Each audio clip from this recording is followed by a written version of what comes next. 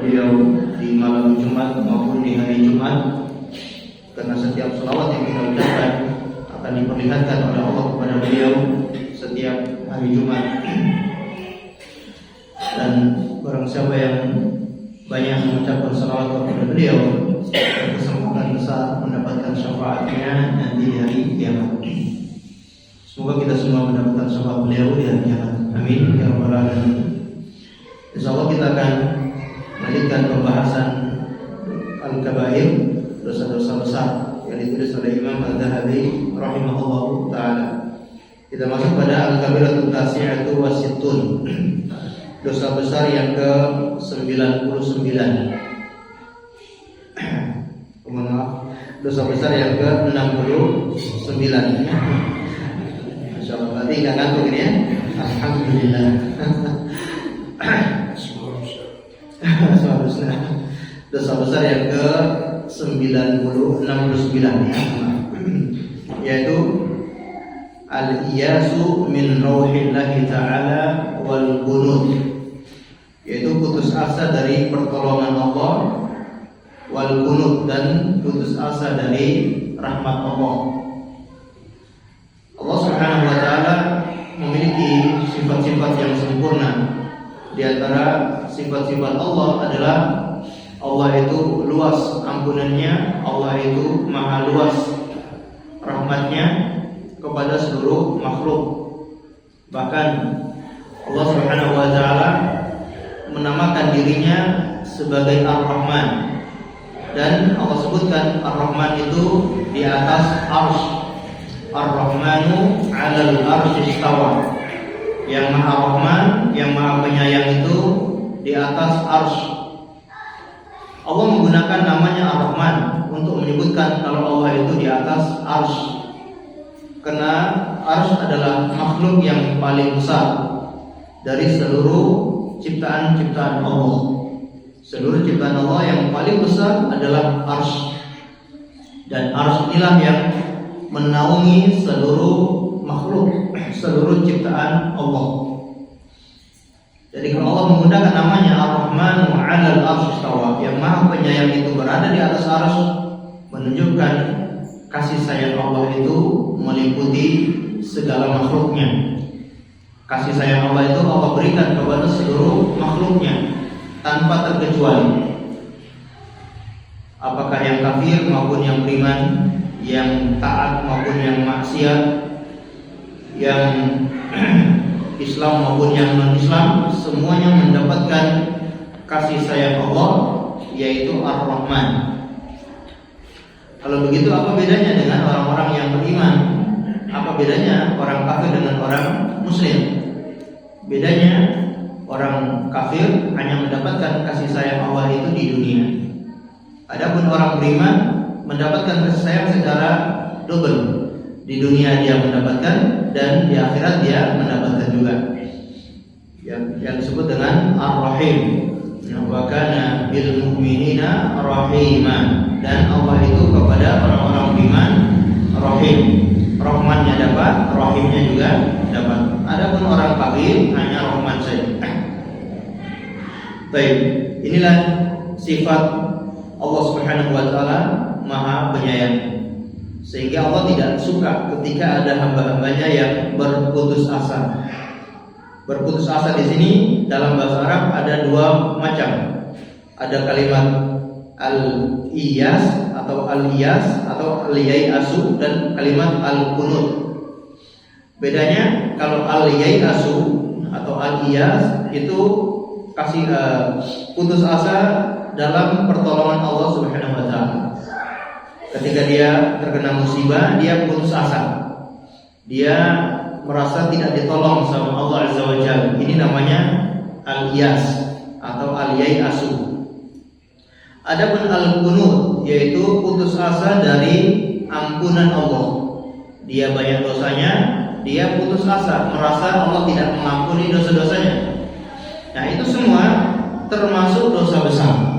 Putus asa dari pertolongan Allah atau putus asa dari ampunan Allah, itu semua merupakan dosa besar. Kenapa dosa besar? Karena dia telah suudzon dengan Allah Subhanahu wa taala. Kalau dia putus asa dengan pertolongan Allah atau dia putus asa dengan ampunan Allah, berarti dia suudzon. Dia beranggapan Allah itu tidak mengampuni dia. Dia beranggapan Allah itu tidak menolong dia. Maka dia terjatuh dalam perbuatan dosa besar. Ma'asyiral muslimin dan muslimat yang dimuliakan oleh Allah Subhanahu wa taala. Di sini Imam Az-Zahabi membawakan beberapa dalil.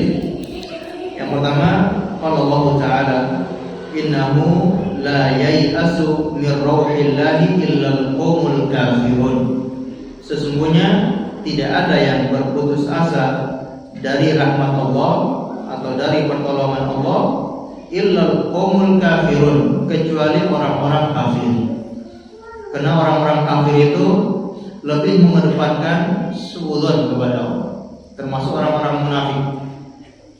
Mereka beranggapan Allah itu tidak menolong nabinya. Mereka beranggapan Allah tidak memenangkan nabinya, sehingga mereka tidak mau beriman kepada nabi itu, suudzon kepada Allah. Begitu juga orang-orang munafik. Mereka itu suudzon kepada Allah. Allah menjanjikan akan memenangkan nabinya, Allah menjanjikan untuk memberikan pertolongan, mereka tidak yakin karena lebih mengedepankan suudzon. Adapun orang-orang yang beriman, mereka selalu husnudzon kepada Allah Subhanahu wa taala. Walaupun dia punya banyak dosa, dia husnudzon kepada Allah. Allah akan mengampuni dosa dia. Walaupun dia sedang mendapatkan masalah yang sangat berat, husnudzon kepada Allah. Masalah itu baik untuk dirinya. Apa yang ditentukan oleh Allah untuk dirinya pasti baik. Tidak mungkin Allah menginginkan keburukan untuk dirinya.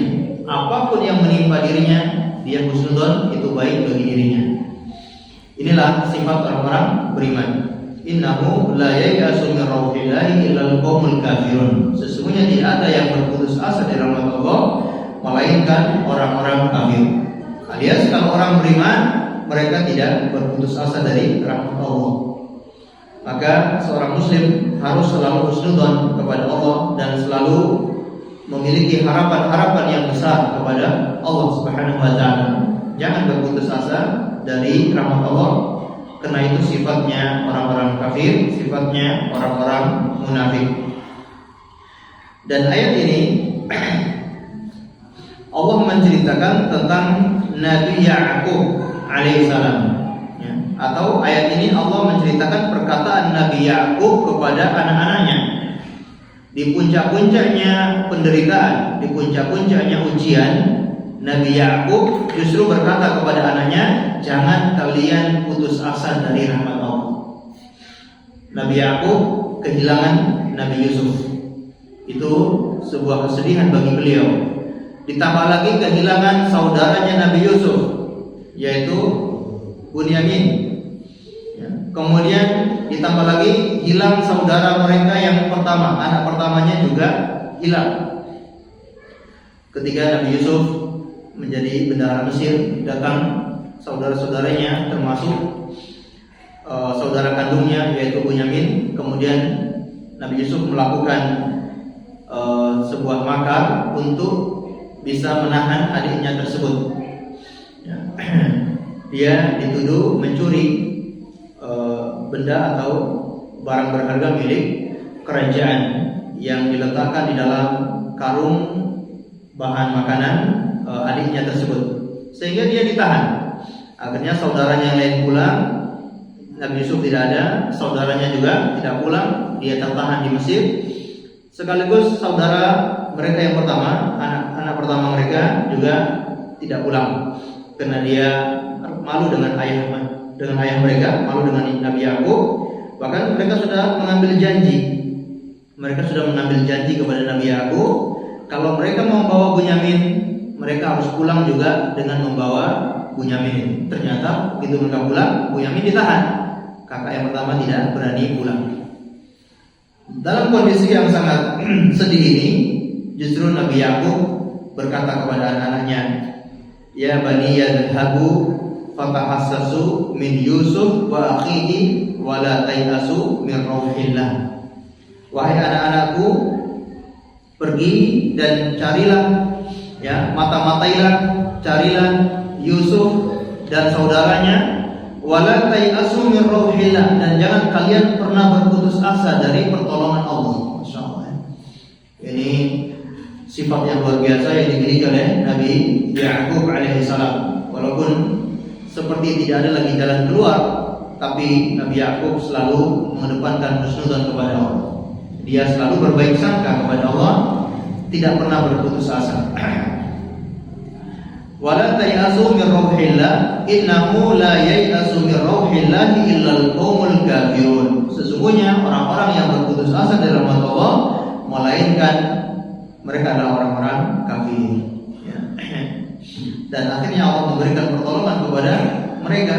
Allah kembalikan semua anaknya, dan Allah pertemukan Nabi Yakub dengan Nabi Yusuf alaihi salam, ya, selama puluhan tahun. Masya Allah, ini sifat seorang mukmin yang selalu tidak berputus asa dari rahmat Allah. Wa qala ta'ala, kemudian Allah juga berfirman, wa huwa alladhi yunazzilul ghaitha min ba'di ma qanatu, dan dialah yang telah menurunkan air hujan setelah mereka itu sudah putus asa. Di zaman dahulu, kalau sudah musim paceklik, sudah musim kering, tidak turun hujan, bisa dalam 1 tahun, dalam 2 tahun tidak turun hujan. Nah, kalau mereka sudah merasa putus asa, mau pelihara ternaknya mati semua karena tidak ada rumput, tidak ada hujan untuk menumbuhkan rumput. Tatkala mereka sudah qanatu, sudah putus asa, maka Allah pun menurunkan hujan tersebut sebagai rahmat kepada mereka. Maka walaupun kondisinya paceklik, kemarau panjang, seseorang tidak boleh berputus asa dari rahmat Allah. Allah akan menurunkan hujannya untuk kebaikan mereka, ya, terutama bagi para petani ketika bertanam atau bercocok tanam, kemudian mungkin terkena hama, terkena ujian, gagal panen, jangan pernah berputus asa dari rahmat Allah Subhanahu wa taala. Ya.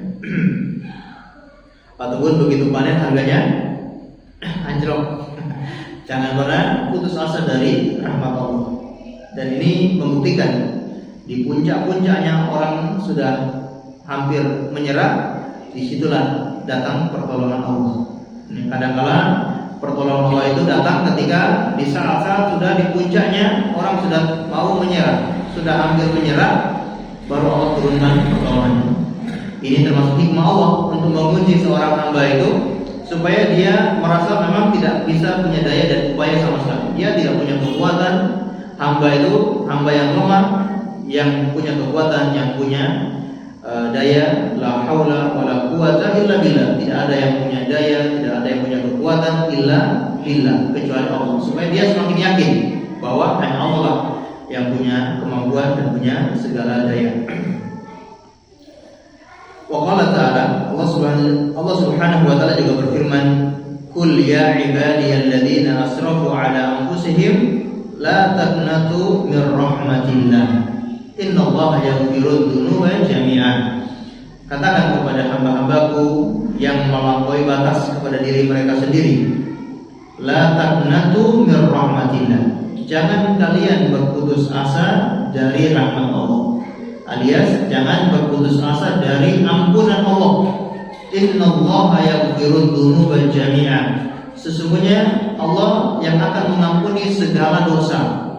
Semua dosa apapun itu akan diampuni oleh Yang Maha Pengampun, termasuk dosa syirik sekalipun. Orang sudah menyekutukan Allah bertahun-tahun, ya, menyekutukan Allah bertahun-tahun. Tapi kalau dia bertobat kepada Allah, Allah akan ampuninya dan Allah akan masukkan dia ke dalam surga. Kita lihat kisah tukang sihirnya Fir'aun. Tukang sihirnya Fir'aun, mereka melakukan praktek sihir itu bertahun-tahun, sampai mereka menjadi tukang sihir yang handal untuk melawan Nabi Musa alaihissalam. Begitu Nabi Musa alaihissalam menunjukkan mukjizatnya, tukang sihirnya Fir'aun pun langsung tersungkur, mereka sujud dan tobat kepada Allah Subhanahu wa taala. Mereka langsung beriman kepada Nabi Musa alaihissalam. Karena mereka beriman, Fir'aun tidak terima. Fir'aun menangkap mereka dan menyalib mereka, ya, membunuh mereka dan disalib. Mereka beriman di awal nahar, di waktu duha, di sore harinya mereka sudah mati. Beriman di awal duha, di awal pagi, di waktu duha, sore harinya mereka sudah mati. Tidak pernah sujud, tidak pernah ibadah sedikit pun. Selama bertahun-tahun melakukan praktek sihir. Beriman cuma sesaat, tapi Allah ampuni mereka, Allah masukkan mereka ke dalam surga. Masya Allah, betapa luasnya rahmat Allah Subhanahu wa Ta'ala. Kalau kita bertobat kepada Allah, sebesar apapun kesalahan, dosa-dosa yang dilakukan oleh seorang hamba akan diampuni oleh Allah.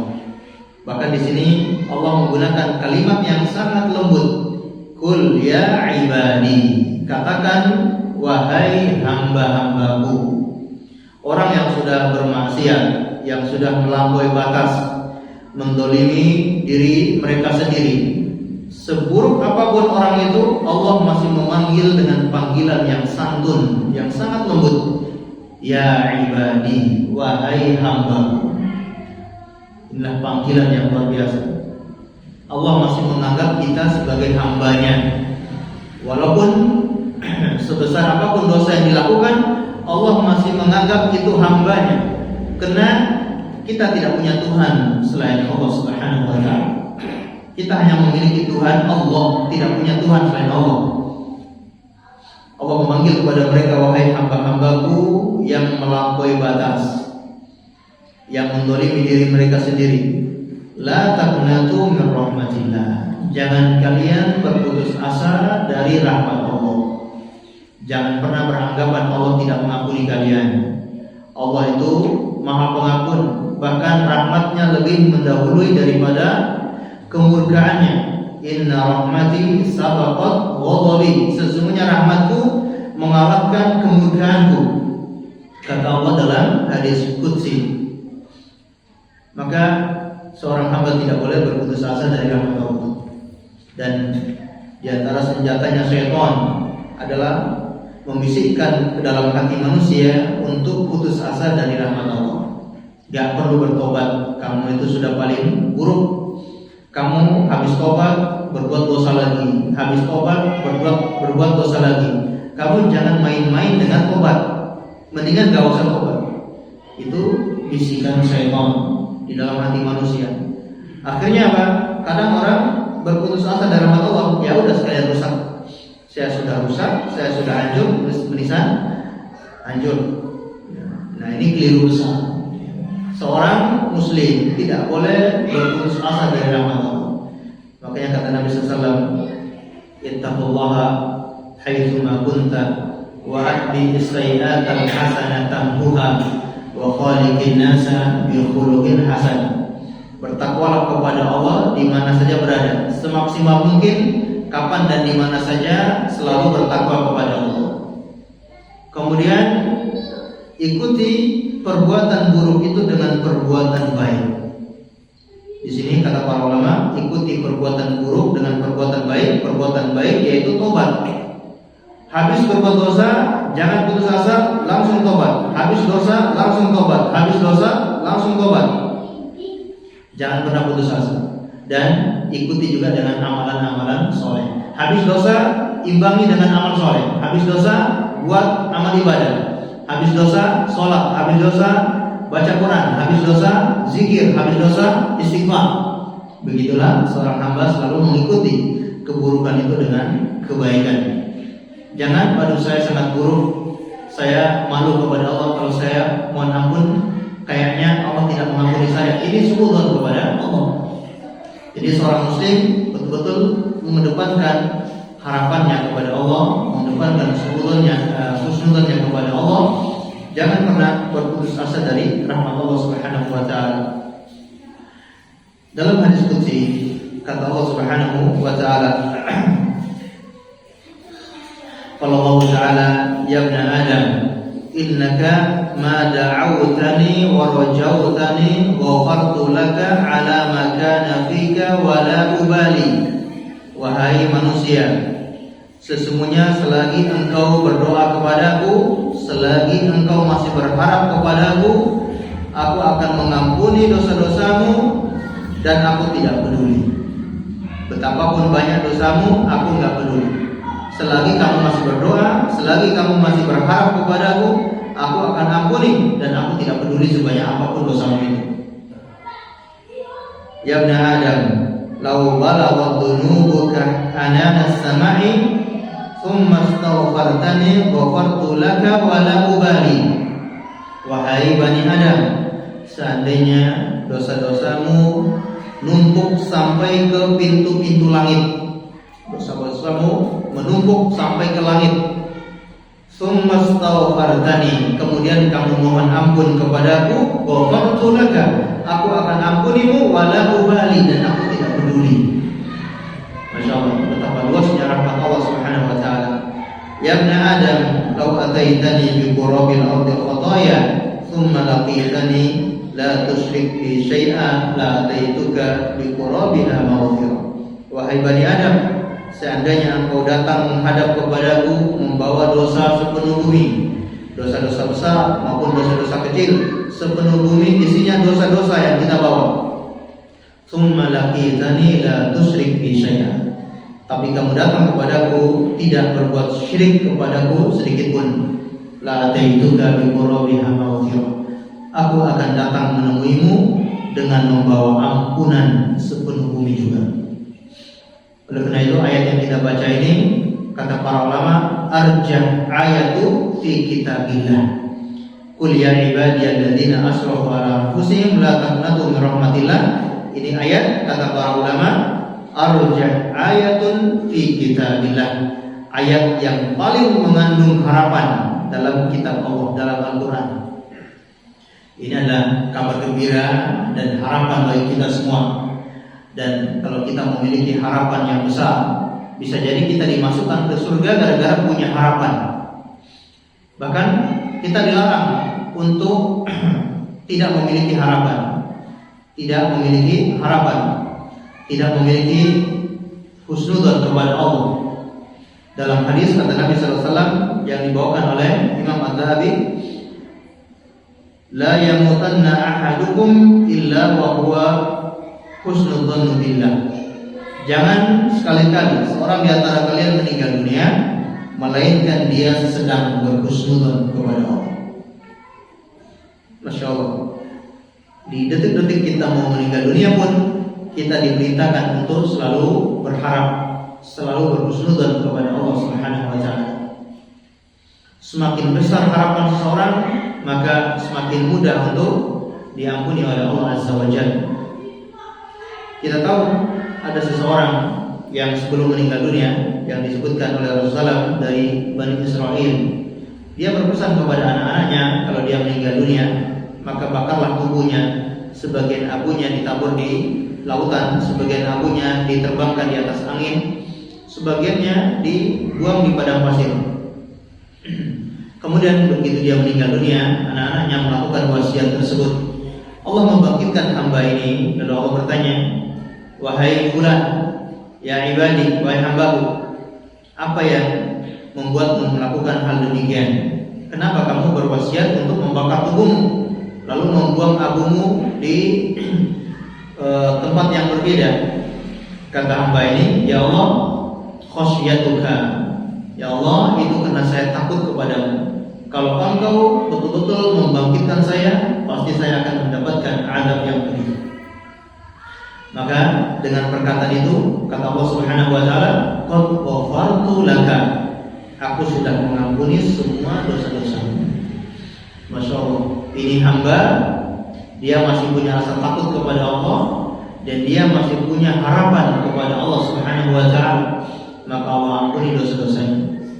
Oleh karena itu, kita sebagai seorang muslim, Allah sudah memilih kita semua menjadi calon-calon penghuni surga. Amin ya rabbal alamin. Allah sudah memilih kita semua untuk menjadi calon-calon penghuni surga. Maka jangan pernah berputus asa dari rahmat Allah. Kalau kita berbuat kesalahan, ikuti dengan kebaikan. Namanya manusia tidak tidak ada yang luput dari dosa dan maksiat. Namanya manusia selalu berbuat dosa dan kesalahan. Manusia diciptakan dalam kondisi lemah. Wa khuliqal insanu dha'ifa, dan kami ciptakan manusia sangat lemah. Kata Ibnu Abbas, sangat lemah laki-laki di hadapan perempuan. Begitulah manusia, dia sangat lemah. Begitupun dia usaha menjadi orang yang bertakwa, selalu dia terjerumus dalam kemaksiatan. Maka jangan pernah berputus asa dari rahmat Allah Subhanahu wa taala. Oleh karena itu, seorang muslim dia harus menggandengkan antara rasa harap dan juga rasa takut. Dalam beberapa kondisi dia lebih mengedepankan rasa harap, dalam beberapa kondisi dia lebih mengedepankan rasa takut. Dalam kondisi dia hampir meninggal dunia, atau dalam kondisi dia sedang sekarat, atau dia sedang sakit berat, maka dia mengedepankan harapan. Allah pasti mengampuninya, Allah sudah mengampuni dosa-dosanya, Allah sudah merahmatinya, Allah sudah meridhoinya. Itu yang dia bangun dalam jiwanya, dia tanamkan dalam hatinya perasaan roja, perasaan harap yang besar kepada Allah Subhanahu wa taala. Terutama di saat-saat yang lemah seperti itu, di saat sakit keras, di saat dia hampir meninggal dunia, kedepankan rasa harap. Sebagaimana pesan Nabi SAW, la yamutanna ahadukum illa wa huwa husnudzon billah. Jangan sekali-kali seorang di antara kalian meninggal dunia melainkan dia sudah husnudzon kepada Allah Subhanahu wa taala. Namun kalau dalam kondisi yang lapang, dalam kondisi dia segar, dia bugar, sehat walafiat, maka dia lebih mengedepankan rasa takut kepada Allah Subhanahu wa taala. Ya, dia khawatir kalau bisa saja Allah akan mendatangkan azabnya tiba-tiba. Dia khawatir kalau seandainya nyawanya dicabut tiba-tiba sebelum sempat bertobat kepada Allah, atau dalam kondisi maksiat, dia selalu mengedepankan rasa was-was, rasa khawatir kepada Allah Subhanahu wa taala. Ma'asyiral muslimin dan muslimat yang dimuliakan oleh Allah Azza wa Jalla, ini dosa besar yang ke-69. Kita lanjutkan dosa besar yang berikutnya, al-kabiratus sab'un, dosa besar yang ke-70, kufrani ni'matul muhsin, melupakan orang yang telah berbuat baik kepadanya. Ini dosa besar yang ke-70, seseorang yang tidak tahu terima kasih kepada orang lain, atau dia melupakan kebaikan orang lain. Kita sebagai seorang muslim diajari oleh Rasulullah SAW memiliki adab yang baik, punya adab, punya akhlak. Di antara adab seorang muslim itu selalu punya rasa terima kasih. Kalau ada orang yang berbuat baik kepada dia, dia selalu berterima kasih. Ini adab. Jangan mentang-mentang dia paham, oh kita kalau berbuat baik kan tidak boleh mengharapkan ucapan terima kasih. Kamu nggak mengharapkan terima kasih, saya nggak perlu ucap terima kasih kepada kamu. Ya, ini salah besar. Ini tidak memiliki adab. Seorang muslim, kalau ada orang yang berbuat baik kepada dirinya, dia membalasnya, ya. Dia membalasnya dengan kebaikan yang serupa. Kalau dia tidak mampu membalasnya dengan kebaikan yang serupa, dia mendoakannya, atau dia mengucapkan jazakallahu khairan, semoga Allah yang membalas kebaikannya, atau Allah yang membalas untukmu kebaikan. Inilah adab seorang muslim.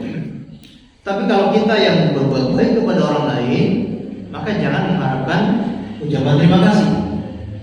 Jadi ada dua kondisi. Kondisi yang pertama, kita yang menjadi orang berbuat baik, atau kita yang berbuat baik kepada orang lain, maka tidak boleh kita mengharapkan balasan dari orang itu. Kita hanya mengharapkan balasan dari Allah. Kondisi yang kedua, kita sebagai orang yang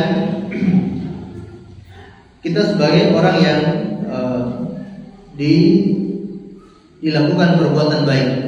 Kita sebagai orang yang dilakukan perbuatan baik, maka di sini kita wajib untuk berterima kasih. Nah, kalau ada orang yang tidak berterima kasih, itu termasuk dosa besar. Allah Ta'ala, Imam Az-Zahabi membawakan firman Allah Subhanahu wa taala, "Anishkurli wa liwalidayka," agar mereka bersyukur kepadaku dan bersyukur kepada kedua orang tuamu. Baik, orang yang perlu kita berterima kasih kepada mereka, yang paling pertama adalah orang tua kita. Ya, orang tua kita telah banyak berbuat baik kepada kita, maka mereka lah yang paling pertama berhak mendapatkan rasa terima kasih, balas budi kita kepada mereka. Dengan cara apa? Berbakti kepada kedua orang tua. Maka Allah ingatkan di sini, "Anishkurli wa liwalidayka," supaya mereka bersyukur kepadaku, kata Allah, dan supaya mereka bersyukur kepada orang tuanya, yaitu berterima kasih kepada kedua orang tuanya. Allah sebutkan sebabnya, yaitu karena orang tuanya, diantaranya ibunya telah melahirkannya, kemudian telah mengandungnya, menyusuinya dalam kondisi yang berat dan kondisi yang lemah, semakin lemah. Maka layak orang tua itu kita berterima kasih kepada mereka. Maka kalau ada orang yang durhaka kepada orang tuanya, berarti dia tidak berterima kasih kepada orang tuanya, dia terjatuh dalam dosa besar. Yang kedua, orang yang layak untuk kita berterima kasih kepada mereka, kita berhutang budi kepada mereka, yaitu seorang suami, yaitu seorang istri kepada suaminya. Suami-suami jenengan itu paling layak setelah orang tua untuk diucapkan terima kasih, untuk dibalas budi baik mereka. Suami sudah bekerja keras, sudah banting tulang, di luar banting tulang, di rumah juga dibanting sama istrinya. Ini di luar banting tulang, di rumah kena banting istri. Istri wajib berterima kasih kepada suaminya. Dengan cara apa? Mematuhi perintah-perintahnya, mentaati omongannya, tidak mengangkat suara di hadapan suami, selalu bersyukur kalau dikasih oleh suaminya, tidak nuntut lebih dari apa yang diberikan oleh suaminya. Ini tanda bersyukur. Dan betapa banyak orang-orang yang dimasukkan dalam api neraka gara-gara tidak bersyukur kepada suami mereka. Kata Nabi sallallahu alaihi wasallam kepada para wanita, beliau selesai khutbah salat Id, beliau turun kemudian menghampiri barisan kaum wanita, kemudian berkata, "Ya ma'asyaral nisa, ya, ittaqillah wa aksiru bil istighfar." Wahai kaum wanita, bertakwalah kalian kepada Allah dan perbanyaklah kalian istighfar. Dan dalam beberapa riwayat, dan tasaddaqna, perbanyak bersedekah. Sesungguhnya aku melihat kebanyakan dari kalian adalah penghuni neraka. Kata seorang wanita, "Walima ya Rasulullah, kenapa wahai Rasulullah kami ini paling banyak penghuni neraka?" Kata beliau, "Tukfirnal la'an wa takfurnal ashir." Kalian itu paling banyak melaknat. Lisannya suka melaknat, suka menghina, suka melaknat, ya, tidak pandai menjaga lisan, membicarakan aib orang lain, menyebarkan aib orang lain, dan masih banyak perbuatan-perbuatan keburukan dengan lisan mereka. Wa takfurnal ashir, kalian telah mengkufurkan kebaikan suami. Suami sudah berbuat baik kepada kalian, tapi kalian tidak berterima kasih kepada suami. Suami sudah bertahun-tahun berbuat baik, tapi satu saja kesalahan dari suami, kebaikan itu seakan-akan lenyap seketika, bagaikan kemarau 1 tahun hilang dengan hujan 1 malam. Ya. Kemarau panjang bertahun-tahun atau 1 tahun atau bertahun-tahun, bahkan kemarau panjang langsung basah tanah itu langsung hilang gara-gara hujan 1 malam. Itulah yang menyebabkan kaum wanita kebanyakan dimasukkan dalam api neraka, kurang bersyukur kepada suaminya. Baik. Kemudian yang ketiga, kita perhatikan orang-orang yang sudah berbuat baik kepada diri kita. Ya. Kata Nabi sallallahu alaihi wasallam, "Man suni'a ilaihi ma'rufun," barang siapa yang telah berbuat kebaikan kepada mereka, hendaknya fakafiuhu, dia membalasnya. Kalau ada yang berbuat baik kepada kita, kita membalas. Misalkan ada yang memberi hadiah, kita balas memberi hadiah. Kalau kita mampu. Kalau kita tidak mampu, kata Nabi Sallallahu Alaihi Wasallam, faqala jazakallahu khairan. Semoga Allah membalasmu dengan kebaikan. Ya. Ini minimal. Minimal kita mengucapkan jazakallahu khairan. Dan itu lebih afdal daripada kita mengucapkan terima kasih. Ya. Kebiasaan kita ketika ada yang berbuat kebaikan, kita hanya mengucapkan terima kasih. Terima kasih ada pahalanya atau tidak? Terima kasih doa atau tidak? Ya. Bukan doa, ini hanya ungkapan rasa terima kasih kepada orang itu. Nah, maka yang lebih afdal kita mengucapkan jazakallahu khairan. Kalau perempuan bisa diganti dengan ki, jazakillahu khairan. Baik. Atau kalau kebaikannya yang sangat banyak kepada kita, maka doakan dengan doa yang sekiranya bisa sebanding dengan kebaikan orang itu. Kalau ada orang yang kasih kita minuman, kasih kita makanan, mungkin kita mengatakan jazakallahu khairan. Tapi kalau ada orang yang kasih kita rumah, cukup jazakallahu khairan selesai? Tidak. Ya, kita doakan setiap hari. Dalam setiap doa kita sisipkan doa untuk orang yang berbuat baik kepada kita, sampai sekiranya doa saya ini sudah mencukupi kebaikan orang itu. Mungkin selama 1 tahun dia berdoa, atau bahkan 2 tahun, 3 tahun dia berdoa untuk orang yang berbuat baik tersebut. Makanya kalau kita mendoakan orang tua itu setiap hari, karena orang tua kita sudah sangat baik kepada kita, punya jasa yang besar kepada kita. Setiap saat, setiap hari kita sisipkan doa untuk kedua orang tua kita. Termasuk seorang istri, jangan lupa dia mendoakan suaminya, mendoakan kebaikan-kebaikan untuk suaminya. Suaminya sudah bekerja keras, sudah berusaha untuk mencari nafkah, maka setiap doa sisipkan doa jenengan untuk suami-suami jenengan. Kemudian ketika ada orang yang berbuat baik kepada kita, kita mendoakan sesuai dengan kebaikan orang tersebut, ya. Atau bahkan mungkin guru-guru kita ingat, ya, kita dapat hidayah ini dari guru kita ini, kita bisa baca Quran dari guru saya ini, kita bisa ngaji dari guru ini. Jangan lupa kita pun mendoakan guru kita tersebut. Atau bisa kita mendoakan secara umum, ya Allah, ya, balaslah kebaikan orang-orang yang telah berbuat baik kepada saya, yang saya ingat maupun yang saya tidak ingat, balaslah kebaikan-kebaikan mereka. Ya, setiap doa kita sisipkan doa seperti itu. Baik, qala Nabi sallallahu alaihi wasallam, la yashkurullaha man la yashkurun nas. Tidak dianggap bersyukur kepada Allah orang yang tidak berterima kasih kepada manusia. Ya. Dan kita ajari anak-anak, ya, untuk gampang mengucapkan terima kasih, ya. Karena kalau tidak diajari, anak-anak itu tidak terbiasa ketika mendapatkan kebaikan dari orang lain, ya, biasa saja. Tapi kita ajari sejak kecil untuk biasa mengucapkan jazakallahu khairan atau mengucapkan terima kasih.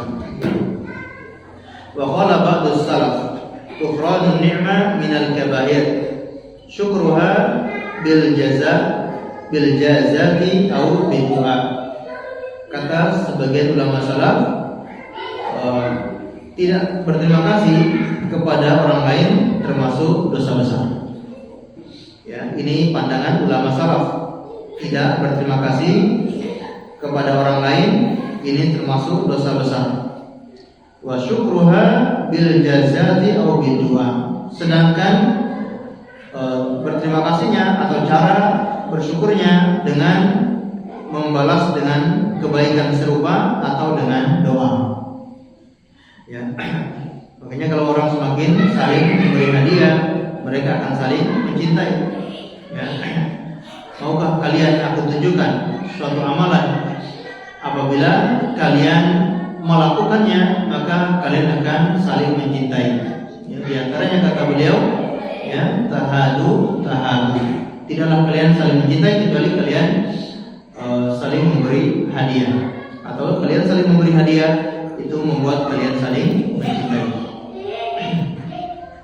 Baik, atau ada orang yang tidak mengharapkan balasan yang setimpal. Misalkan ada orang kaya yang membantu orang miskin, dia tidak mengharapkan balasan dari orang itu. Kalau dia mendapatkan balasan, justru itu seperti menghina orang tersebut, ya. Maka yang terbaik bagi orang ini dia membalas dengan doa, ya. Baik.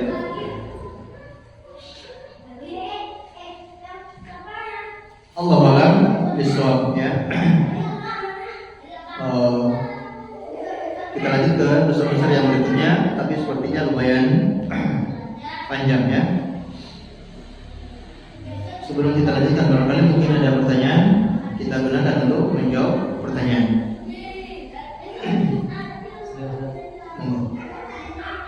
Di zaman sekarang kan seperti kain sutra itu kelihatan namanya kain sintetis, itu apakah termasuk dari kain sutra atau bukan asli?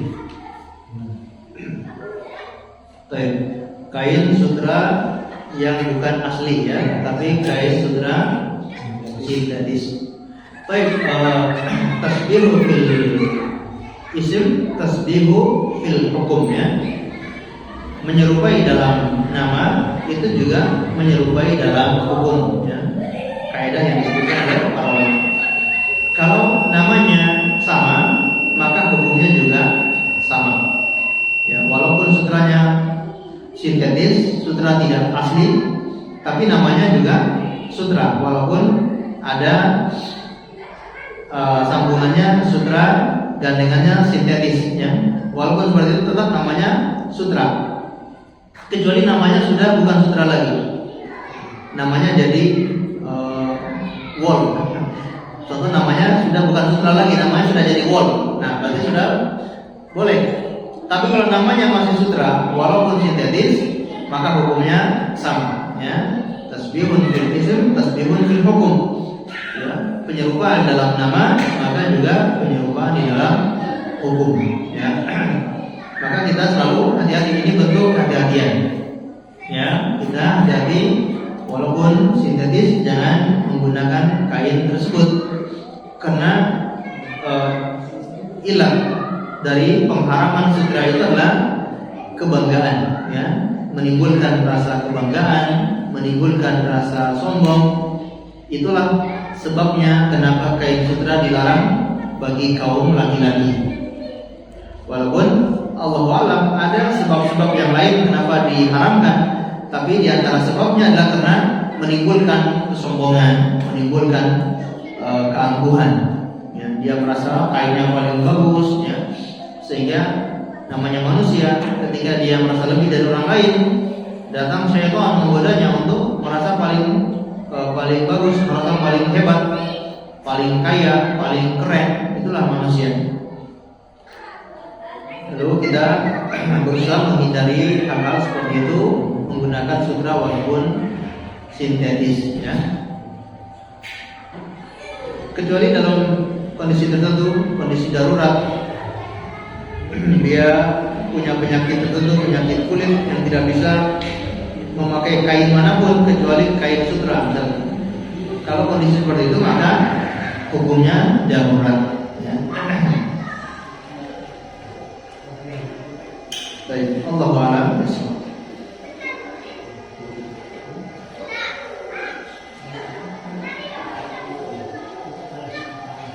Baik, barangkali kita dengarkan azan lebih dahulu, kemudian kita lanjutkan sedikit, insyaallah.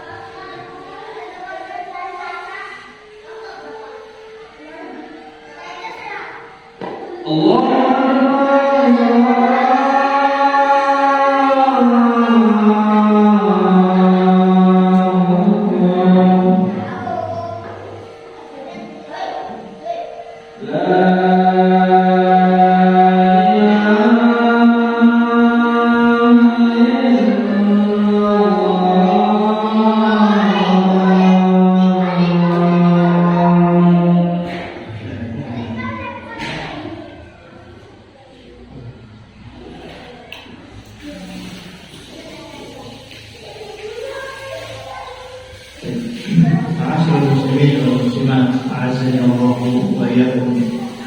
Apa tadi sudah sintetis itu yang bahannya dari benang ya, atau dari apa? Selain sutra yang ulat itu mungkin ya. Allah alam ya. Kalau selain sutra yang ulat ya, yang terbuat dari sutra ulat, Allah alam bisawabnya. Kalau dari selain ulat ya, kami belum menemukan jawabannya. Mungkin kalau pertemuan selanjutnya ya, kami carikan insyaallah sutra yang bukan ulat ya, sintetis ya, tapi buatan dari bahan lain. Tapi namanya sutra ya. Mungkin jadi PR ya, insyaallah. Ya, nanti kami carikan jawabannya. Allah alam. Kalau untuk sejadah itu spray sarung tangan gimana? Kalau untuk spray ya, karpet dan seterusnya, Allah alam ya. Ini juga kami carikan jawabannya insyaallah.